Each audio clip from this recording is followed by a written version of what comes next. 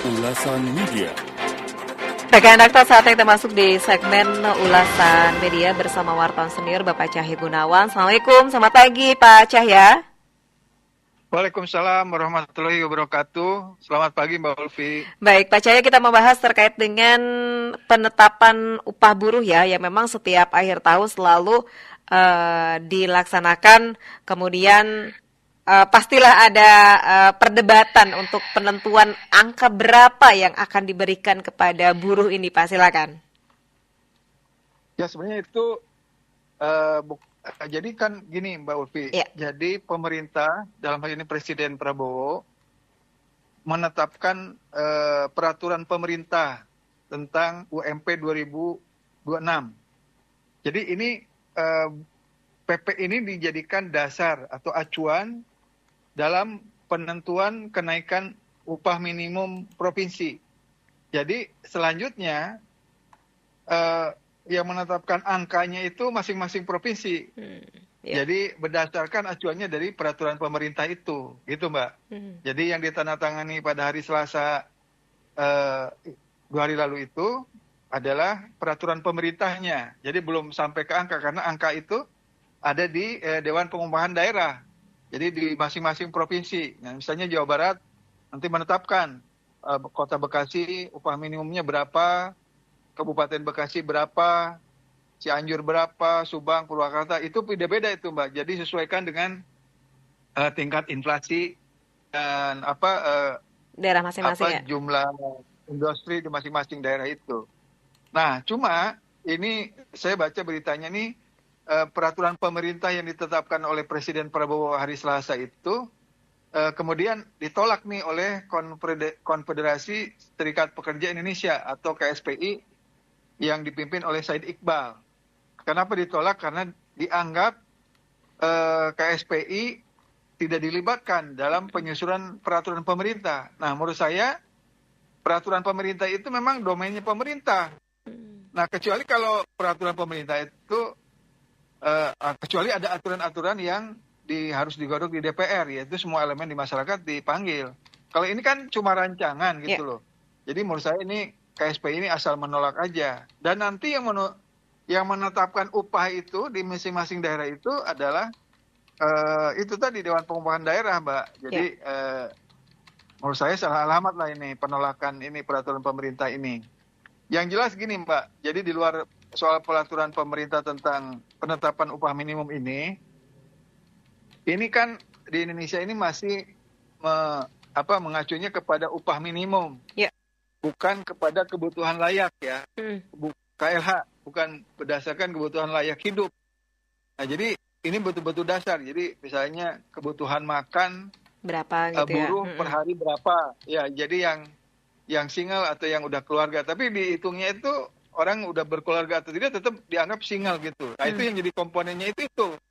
Jadi dia punya anak berapa gitu, udah berkeluarga atau belum, itu tidak menjadikan komponen gitu. Nah karena itu harus ada survei ke masing-masing buruh, kan itu sebenarnya yang mungkin jadi concern dari organisasi buruh itu. Jadi penetapan upah di Indonesia ini masih kepada kebutuhan minimum, bukan kebutuhan layak gitu. Jadi kalau kebutuhan layak itu udah menyangkut bukan hanya kebutuhan dasar makan sehari-hari, tapi udah kebutuhan pendidikan, kebutuhan tempat tinggal kayak gitu. Nah itu masih jauh lah. Nah apalagi banyak di Indonesia ini kan banyak pengangguran lah gitu, banyak orang yang belum bisa bekerja gitu. Jadi orang dengan upah minimum aja udah bersyukur lah, banyak kalangan yang masyarakat bawah itu yang merasa bersyukur. Karena itu sebenarnya yang lebih penting adalah ekosistemnya Mbak.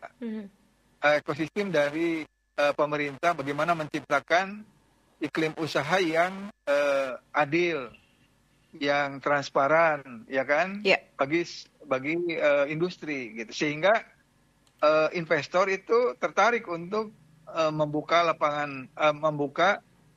pabriknya di Indonesia gitu. Itu saya kira intinya, Mbak. Ya, baik. Tadi Pak Cahya mengatakan KLH harus menjadi komponen penting. Tapi selama ini apakah memang digunakan atau tidak Pak dalam penentuan ini Pak? Ya belum, Mbak. Jadi karena itu tadi kemampuan masing-masing perusahaan kan beda-beda. Mm. Jadi makanya menurut saya dulu tuh zaman Pak Harto, zaman Orde Baru itu ada bipartit, tripartit Yeah. ya. Bipartit itu antara perusahaan dengan pekerja, ya kan? Tripartit itu antara perusahaan, pekerja, dan pemerintah. Dalam ini Kementerian Tenaga Kerja. Jadi kalau ada perselisihan buruh itu diselesaikannya secara berjenjang gitu. Yeah. Antara buruh dengan perusahaan, kalau nggak selesai juga melibatkan pemerintah gitu. Bukan KLH sebenarnya, KHL Mbak. Jadi kebutuhan hidup layak. Itu sebenarnya ada peraturannya itu. Iya, iya. Permendaker nomor 18 tahun 2020. Nah itu sebenarnya yang oleh KSPI, oleh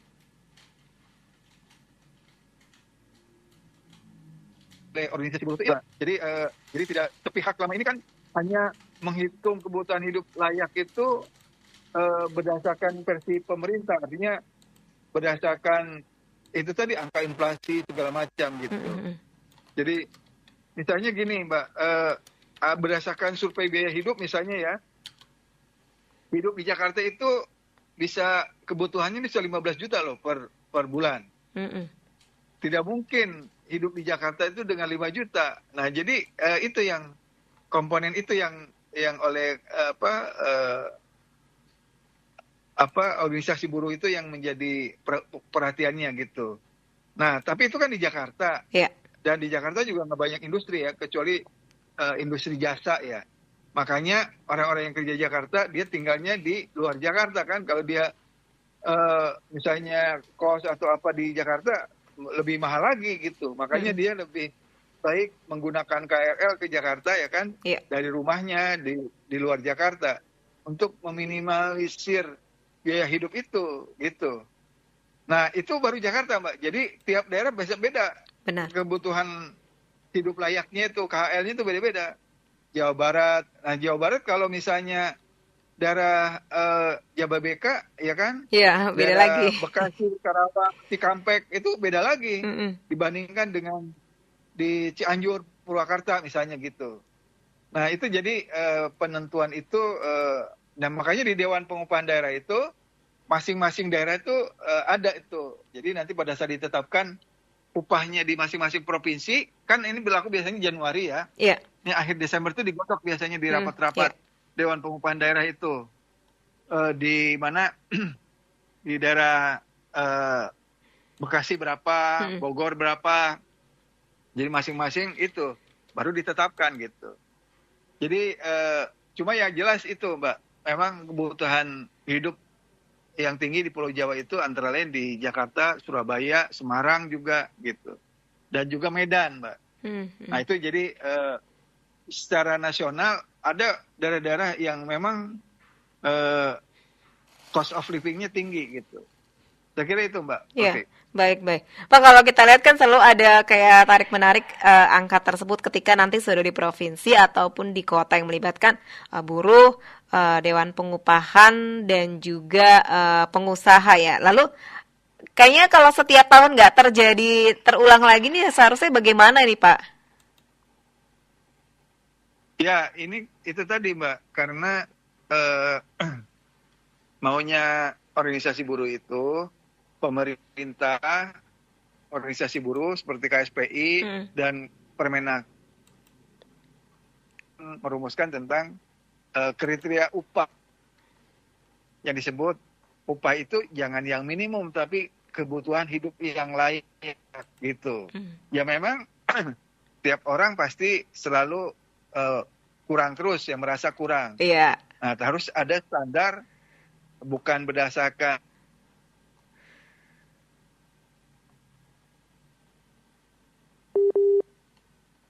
itu berada gitu.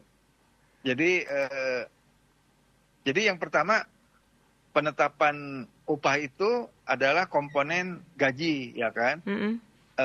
Itu sebagai gaji dasar berapa misalnya. Kan itu kebanyakan acuannya ke situ. Yeah. Nah, gaji dasar atau upah minimum itu itu didasarkan apa? Kenaikannya itu berdasarkan inflasi. Pasti harus kenaikan itu mengikuti inflasi ya. Harus idealnya itu di atas inflasi gitu kenaikan itu. Tapi kan jarang lah ya Ya. kenaikan gaji, kenaikan upah ngikutin inflasi ya. Jadi seringkali kenaikan harga-harga barang itu lebih tinggi atau lebih cepat dibandingkan kenaikan upah, kenaikan upah buruh gitu ya. Itu seperti deret hitung dan deret ukur, Mbak. Yeah. Jadi kenaikan harga-harga kebutuhan sehari-hari lebih tinggi dibandingkan kenaikan gaji buruh itu, upah buruh itu. Apalagi menjelang hari-hari raya ya, itu naik semua gitu. Nah, itu termasuk ini tunjangan hari raya juga. Nah, itu ya jadi komponen semua itu yang ikut diperhitungkan dalam perumusan penentuan upah minimum di masing-masing daerah gitu. Jadi ada upah minimum provinsi, upah minimum kabupaten. Nah, kira-kira gitu, Mbak, tingkatannya itu. Jadi sebenarnya yang berlaku tuh upah minimum kabupaten kota ya. Iya. Misalnya di sini Kota Tangsel dengan Kabupaten Tangerang gitu, itu pasti beda gitu. Nah gitu, Mbak, jadi penentuannya itu berdasarkan wilayah. Baik. Baik, bagaimana nantinya dari pengusaha dan juga pemerintah istilahnya bisa mengakomodir kemauan dari para buruh ini, Pak? Kalau perusahaan itu biasanya mengacu kepada apa-apa yang sudah ditetapkan oleh pemerintah. Iya. Baik pemerintah pusat, Kemenaker maupun pemerintah daerah. Jadi kalau misalnya upah minimum di Jakarta itu 5 juta per bulan, ya udah itu perusahaan mengacunya ke situ. Gitu. Jadi diambil yang minimum biasanya gitu. Iya. Nah, itu kan sebenarnya kalau upah minimum ini untuk pekerja-pekerja yang skillnya rendah ya. Tapi sekarang banyak juga loh yang sarjana yang kerjanya yang dulu itu dikerjakan oleh yang bukan lulusan sarjana gitu. Sekarang itu banyak yang lulusan sarjana juga dia menerima upahnya upah minimum gitu. Nah, ini sebenarnya ada kemunduran ya. Karena itu tidak seimbang antara itu tadi, Mbak, pasokan pekerja dengan industrinya, dengan perusahaannya. Jadi orang yang mencari kerja lebih banyak dibandingkan perusahaan yang mencari tenaga kerja gitu. Jadi upahnya langsung ditekan terus gitu, bisa begitu kejadiannya, Mbak. Iya. Jadi sekarang banyak yang membutuhkan tuh, banyak orang yang membutuhkan pekerjaan lah gitu, kira-kira gitu. Sehingga gaji itu menjadi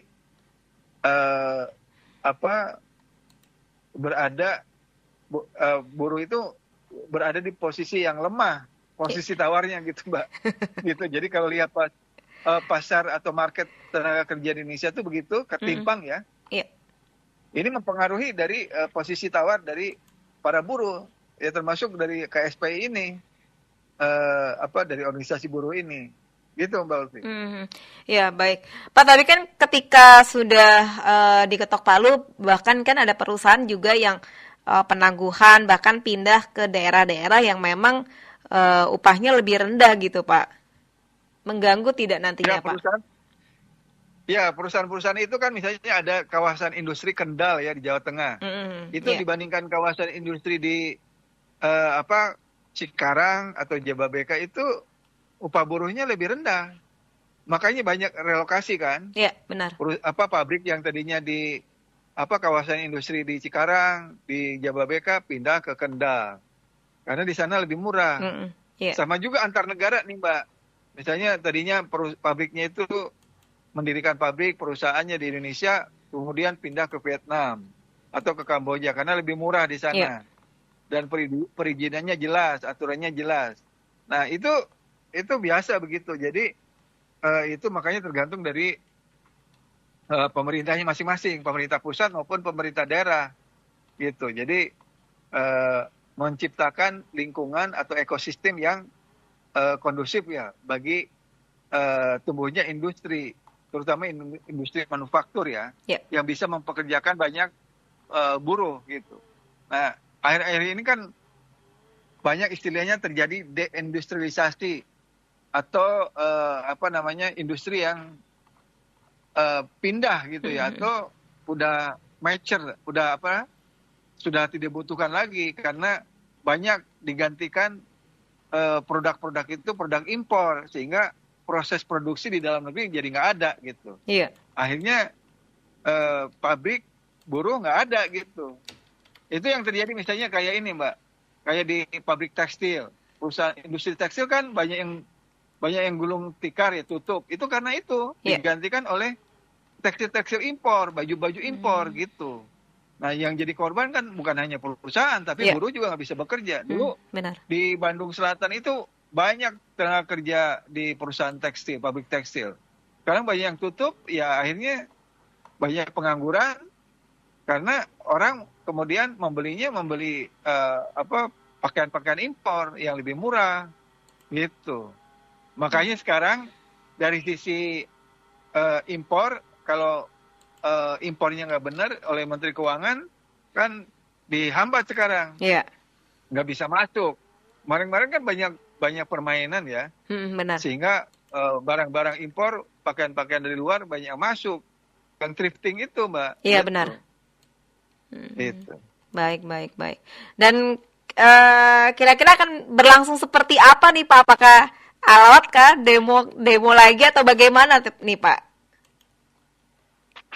Ya biasanya kalau dulu ya di zaman Orde Baru itu, demo itu kalau menjelang hari raya Mbak, THR. Nah itu pun ada aturan, bukan soal upah buruhnya ya.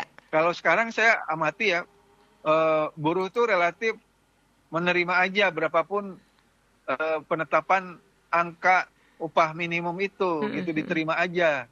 Walaupun tetap diperjuangkan oleh organisasi buruhnya supaya patokan penetapan upah minimum itu bukan pada kebutuhan dasar, tapi kebutuhan layak, kebutuhan hidup layak gitu. Bukan kebutuhan dasar makan aja, makan sehari-hari, tapi kebutuhan hidup untuk semuanya pendidikan, ya. untuk kesehatan gitu. Iya semuanya. Jadi misalnya komponen kesehatan, sekarang ini harusnya BPJS itu adalah komponen yang melekat, harus ada, diberikan oleh perusahaan kepada para buruh gitu loh, baik buruh harian maupun buruh tetap gitu. Karena mereka bekerja pasti ada risiko. Iya benar. Nah itu tadi lagi tambahan K3, kesehatan dan keselamatan kerja. Nah, itu juga penting tuh komponen itu. Jadi di luar komponen soal buruh, komponen kesehatan K3 itu penting. Nah kalau misalnya ada terjadi kecelakaan kerja, bagaimana asuransinya dari perusahaan? Nah itu harus di cover. Nah itu yang diperjuangkan oleh para organisasi buruh itu, antara lain itu. Bukan hanya soal komponen upah buruh aja. Jadi komponen-komponen yang intangible seperti kesehatan, resiko pekerjaan, nah itu harus bisa di cover oleh perusahaan. Gitu Mbak Ulfi. Ya, istilahnya hal-hal yang kecil aja pun juga memang harus dihitung ya Pak dalam komponen tersebut ya. Iya, misalnya ya amit-amit ya, misalnya dalam perjalanan Mbak Ulfi ke Radio Dakta ada kecelakaan. Nah, itu kecelakaan di jalan itu harus ditanggung oleh perusahaan gitu. Jangan kan kecelakaannya di luar perusahaan. Nah, itu nggak bisa begitu. Orang misalnya datang ke pabrik itu kan untuk bekerja, tapi tiba di jalan kecelakaan. Nah, harus ditanggung oleh BPJS, dan BPJS itu misalnya harus di-cover oleh perusahaan. Kayak gitulah, Mbak. Jadi bukan hanya soal uang bulanan upah minimumnya. Jadi kayak gitu. Begitu Mbak Ulfi. Baik. Kita tunggu saja nanti di angka berapa ya Pak ya untuk provinsi ataupun juga untuk kabupaten kota, karena kan ini keberlangsungan dunia industri kita ya Pak ya. Iya Mbak. Jadi sebenarnya pemerintah itu ingin menetapkan angka upah buruh tidak sampai merugikan buruh, tapi juga tidak merugikan perusahaan. Benar. Gitu. Nah, itu memang dilematis itu. Artinya angka yang ditetapkan itu tidak memberatkan perusahaan, tapi tidak merugikan buruh gitu. Nah, itu ya itu biasanya di sidang-sidang Dewan Pengupahan Daerah lah keputusan-keputusan itu ditetapkan. Pertimbangannya seperti itu antara lain, Mbak Ulfi. Baik. Terima kasih Pak Cahya sudah berbincang bersama Dakta di pagi ini. Saya selalu. Assalamualaikum warahmatullahi wabarakatuh. Waalaikumsalam warahmatullahi wabarakatuh. Ulasan Media. Rekan Dakta demikian ulasan media bersama wartawan senior Cahya Gunawan.